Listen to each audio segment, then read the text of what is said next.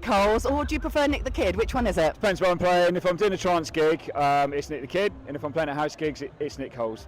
Brilliant. Well, I've just seen him on set. Oh my God, he was so amazing. I got on set dancing, didn't I? But I got thrown off. She did. But I hope you didn't mind that little 5 minutes. Oh no, everyone always gets thrown off to my sets. That's because you're so good. So Nick, you are a man of many talents. You're a DJ, you're a promoter, you've got your own record label. Yeah, I have, yes. So it's Hard Trance Europe. Tell us a little bit about that and how it started. Well, about 5 years ago, pretty much last month, we celebrated our 5th anniversary recently. I had an opportunity to start my own thing with Black Hole, who are very prestigious in the game, certainly for running labels. Congratulations. Beatport approached you, didn't they? I think it was out of 75,000 labels. Yeah, I mean, to get like a Label of the Month accolade on a platform that hosts 80,000 labels is you've got to be doing something right. There's a lot. It's a saturated landscape. It's like everything, DJing, promoting. Everything's becoming really saturated, so it's getting harder and harder for people to stand out. If we were all doing what we were doing back in the 90s, we'd all be doing really well. But there's so much competition out there, and just to get our tracks in the top 40 every week means the world to us and the artists that we represent. Yeah. I'm sorry, I was going crazy dancing to that last track, so I'm going to have to ask him. That was your track, wasn't it? The last track, yeah, it was. It was a track I wrote 5 years ago now, and it was meant to go on Champion Records.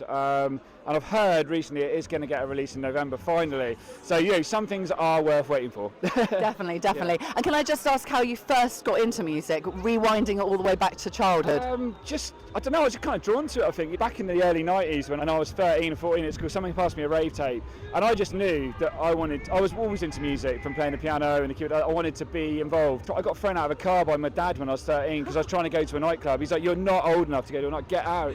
So I was hungry for it. I knew as soon as I was old enough to do it, I'd be doing it. And it's been like 25, 30 years now. Oh, I thought you were only about 25 years old. You're too kind. How did you find the transition from vinyl to digital? I got dragged kicking and screaming from it, to be honest. I wanted to carry on playing vinyl. I could never understand these DJs and playing CDs. To me, it didn't sit right. But, when the whole music production thing came along and, you could only get tracks that were digital, then it was a point of either I don't or I continue playing old music, this old hat. Everything's evolving all the time, and music will always evolve, and the way that we deliver it and the way that we, the way that we consume it basically, is always going to change. But we're all still here, and the fundamentals are still the same. And one last question: so how do you know these guys at Devon Sessions, and how did you get involved? Well, we're from Devon.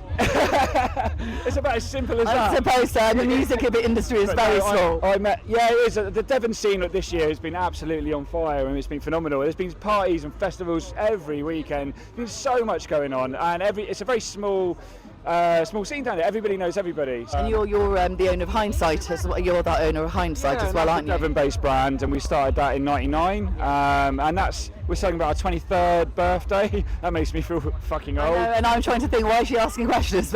Yeah, but no, that's been amazing. We've taken that all over the place, and we're doing our last ever trip to Ibiza in 2 weeks' time. We've got 56 or 60 odd people going out to Ibiza for a week of clubs, and oh wow. Amazing. Yeah, so it's going to be the last one, I think, after 13 years. And then you're going to retire. Fuck. Oh, well, listen, Nick, thank you so much. Do I get a hug? Because we're at a nice, friendly festival. Oh, thank you so much.